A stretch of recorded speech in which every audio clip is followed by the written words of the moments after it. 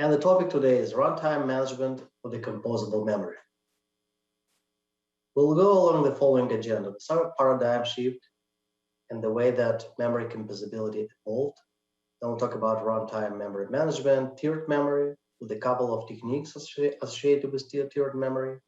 Then we'll talk about multi-type memory management, combining volatile and non-volatile memory volumes in one operational space. And the talk is going to end up with runtime memory pooling and borrowing, operating over fabric attached memories. Paradigm shift.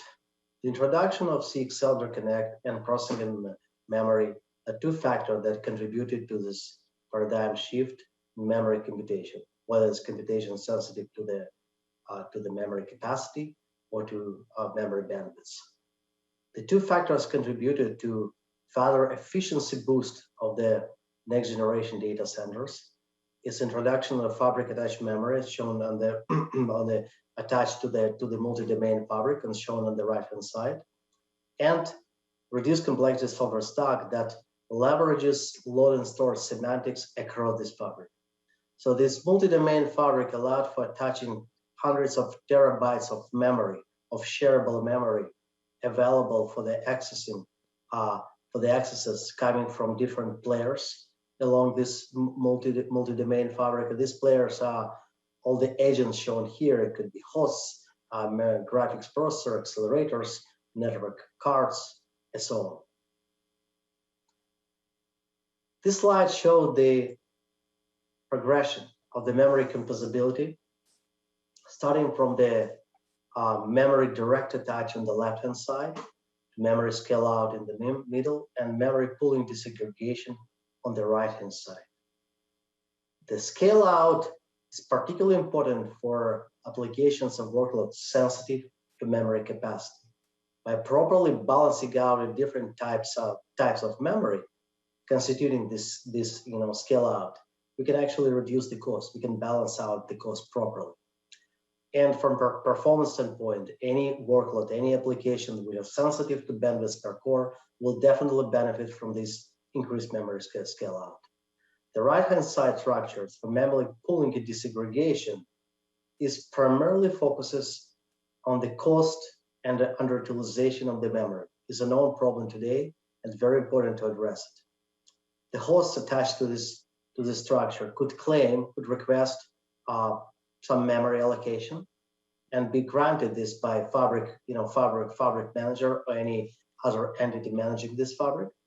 And so when the host is done using this memory, it could release it so the other host attached to this infrastructure could claim its first need. The three approaches shown here, the memory tiering, multi-type memory management, and runtime memory borrowing, they're applicable to any of these stages of memory composability. Is applicable to direct attach, to scale out, and disaggregation and pooling.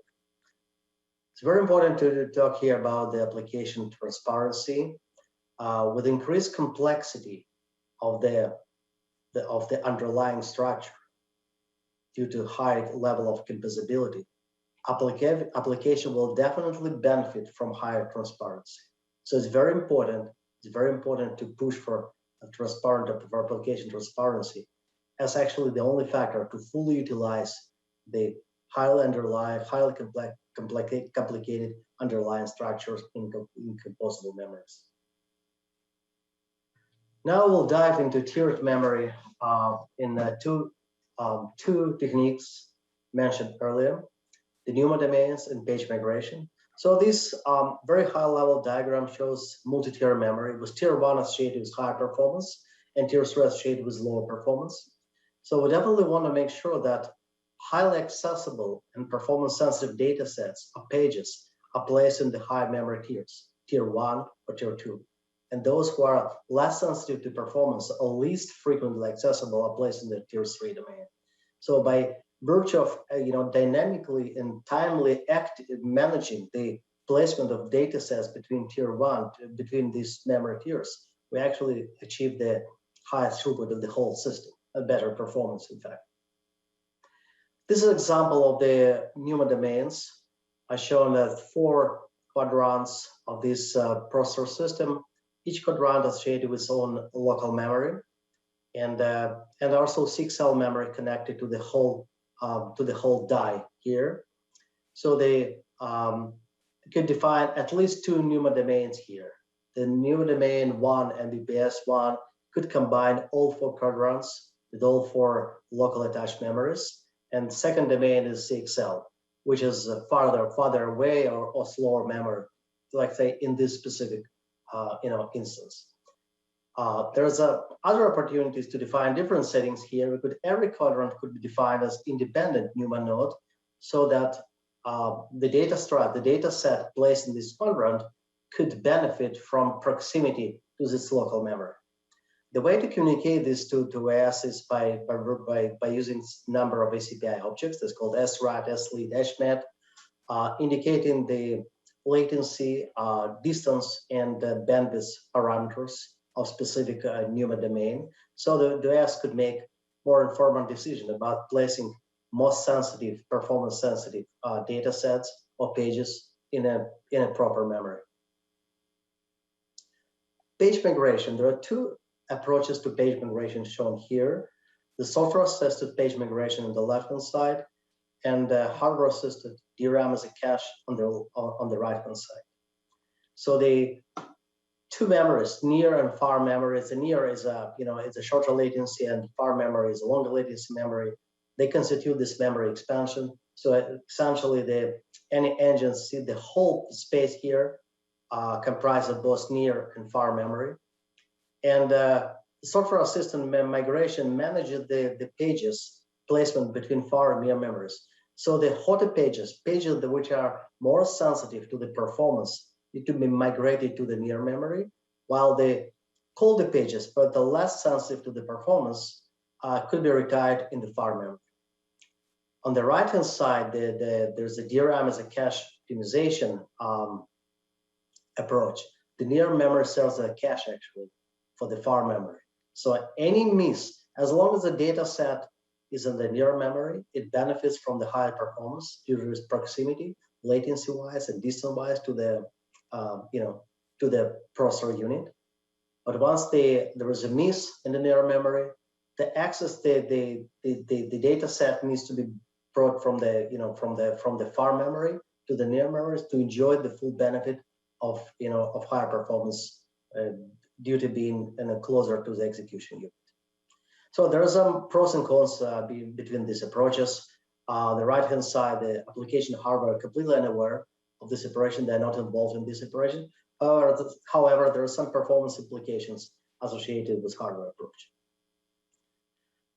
Now we'll dive a little bit deeper into the software-assisted page migration. There are 3 aspects of software-assisted page migration. The first is detection that the page is indeed hot, meaning the page is frequently accessed, and there is a performance sensitivity associated with a specific page. Normally, it's a combined action of hardware and software metrics, concluding that the page is hot and needs to be migrated. The request to migrate the page is communicated to the hypervisor or guest, seeking for their authorization for this migration. There could be some aspect that hardware or lower level software firm are just unaware of, like the page could be magnetized, it could be pinned memory. So we seek for authorization from this higher software layers to migrate the page. If hypervisor or guest agrees on moving the page or migrating the page, the request goes down to the security processor as a root of trust to perform this migration. While performing the migration, normally we're trying to demate the pages or one page or group of pages from different domains, thus minimizing the stall effect, just limiting the stall effect, the blackout effect to the memory pages which are being migrated, yet the rest of the system could continue its operation, minimizing the performance impact on the system. Now we'll dive into multi-type memory management and persistent memory. The key aspect here, persistent memory cost-wise is very close to the solid drive to SSD flash drive, but performance-wise, it's much better. It has a magnitude higher performance due to its byte loss or nature of its operation. There are a number of applications which could benefit from the persistent memory. One of them is application that are persistent memory aware due to a reduced memory movement, data movement in the case of power failure recovery. Also, the aspect of getting the system on immediately due to availability of this state preserved in a persistent state is also an important aspect of get benefit from a number of applications. There are two domains that normally talking about persistent memory, talking about two domains called enhanced endurance region, called EDR, and basic endurance region, ADR. So the operation using the CXL language, global persistent flash, or GPF, is normally associated with enhanced endurance region. And basic persistent flash, BPF, normally associated with basic endurance region. So event of global persistent flash in the event of imminent power failure or some hazardous event like reset, it starts the self-managed operation of making sure that all the data across the system, in the caching subsystem, in the data, in the fabric, in the queues, which is associated with persistent memory, is timely and flashed to the persistent memory. So software is not expected to be involved here. It's all managed by the underlying firmware or hardware methods. Of course, it takes longer time to flash, particularly the caching subsystem. The basic persistent flash is limited to smaller domain, which is shown here as a dashed blue line. But and it's very important for the system with limited hold-up abilities. It's a cheaper system, a system that has limited hold-up capability. It's very important within the extremely short time, normally under 1 millisecond, to save the data in the persistent domain. However, in this case, since it's a limited region and the data needs to be somehow reach this layer region, it does require explicit software involvement on a periodic basis to push the data to endurance. Talking about multi-type memory management, we're talking about combined memory storage operation, and where we can find some very interesting properties, interesting features. The combination tier 1 and tier 2 memories in this structure is actually mission mode or runtime memory in one of the use cases.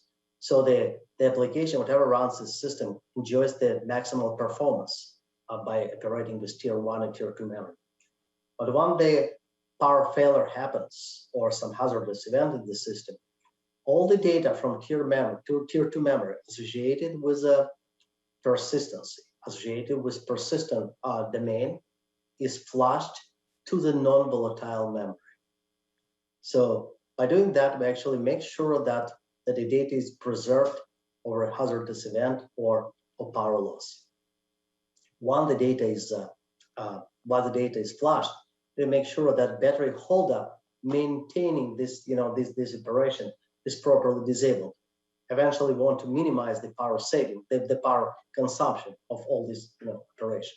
So combining the tier 2 memory and non-volatile memory in one subsystem, you could find some very interesting properties. One of them is just what we discussed by using non-volatile memory to preserve the data, the persistent data in the case of in the event of power failure.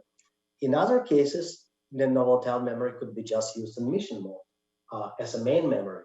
Whenever in some case where the software is compliant with non-volatile memory and was compatible with non-volatile memory and wants to run against non-volatile memory. So this structure allows for combining these two types of memories in very interesting combinations. There's a different twist of that, combining also the tier 2 memory and storage class memory in one operational space, if you will.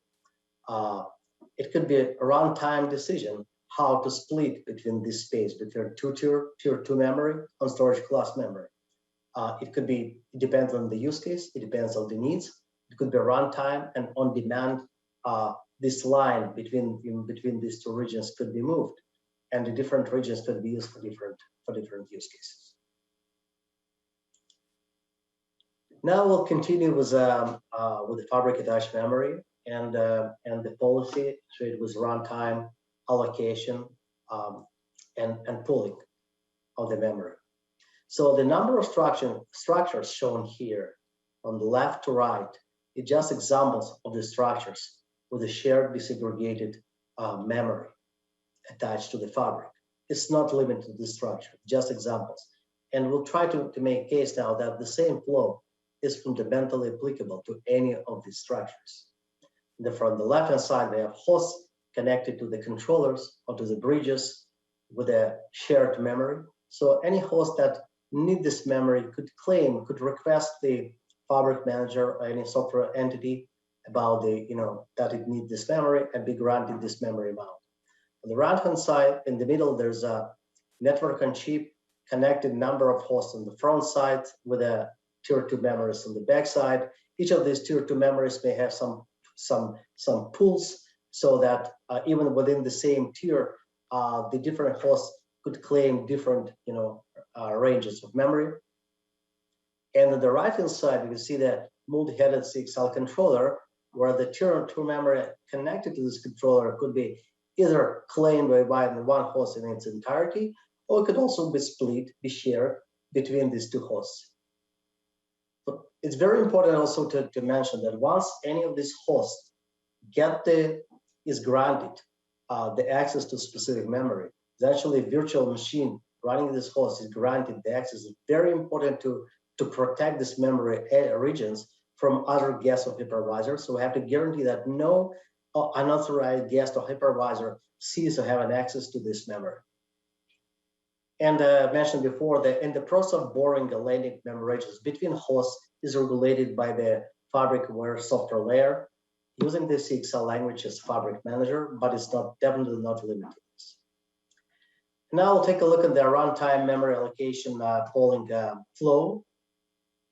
It starts from memory allocation layer. Memory allocation layer is a high-level layer that sees the needs of applications to allocate specific amounts of memory to different hosts in the system. So essentially, that's ultimately the first step to deciding how much memory need to be allocated per host to address the specific needs of the application in running in this system. And these needs are communicated to the Fabric Manager. Fabric Manager is the entity which is deeply aware about the Fabric settings and specific topology connectivity within the Fabric. So it adjusts the Fabric settings to facilitate this, this memory accessibility requests and needs the Fabric allocation layer communicates.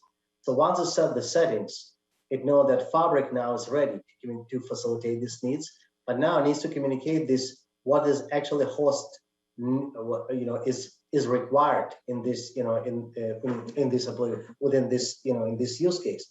So it communicates to every host software entity running on every single host, and this host software entity, it could be OS, it could be some Fabric, agent, it could be a high-level software that is able to manage the host resources. So it communicated the host software the need of the host to specific size of the memory, and host software communicate these needs to the underlying mechanism, to the host itself, whether it's through direct communications or security processor, but telling them precisely the amount of memory which this host needs in this specific application, or invoking some hot add or hot redual methods, like it could be DSM methods to increase and reduce the amount of memory allocated to this host. It could be even completely offline the host. It could be completely removing the whole memory associated with this host. So by either of these means, the host software communicate this to the host itself and actually apply this to the host itself. It could be again as one of the methods that I described earlier.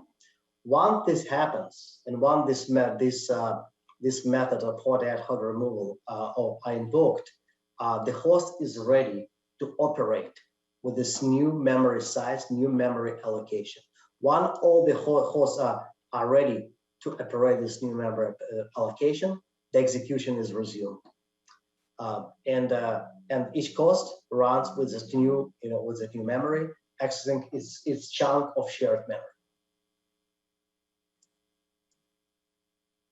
As a summary, the three aspects I wanted to stress here. First of all, the composable disaggregated memory remains and will be the key approach to address the cost and underutilization of the system memory. We have to be aggressively pushing toward this direction and reducing the overhead. And the overhead is associated with switch from one scenario to another if reallocating, the granting, and releasing the memories between scenarios. That's where overhead is. And the more efficient we are going to act on these overheads, the more, the higher throughput the whole system we're going to yield. We have to continue our investment in the runtime management of composable and multi-type memory structures, particularly across use cases. That essentially just recapping the previous state. By across multiple states, we cannot optimize the system for one specific case. We have to optimize it across the cases, whether it's a machine learning or HPC or any other cases. We have to optimize the system across the cases and reduce the overheads. And application transparency is a very important factor here and the goal, because with more complexity, with more multi-layered approach associated with a highly composable fabric, composable fabric, the higher the level of transparency guaranteed that it could completely abstract away and fully utilize all this underlying fabric memory infrastructure. Thank you very much. That's all I wanted to deliver today. Thank you very much. I'll take your questions online and offline.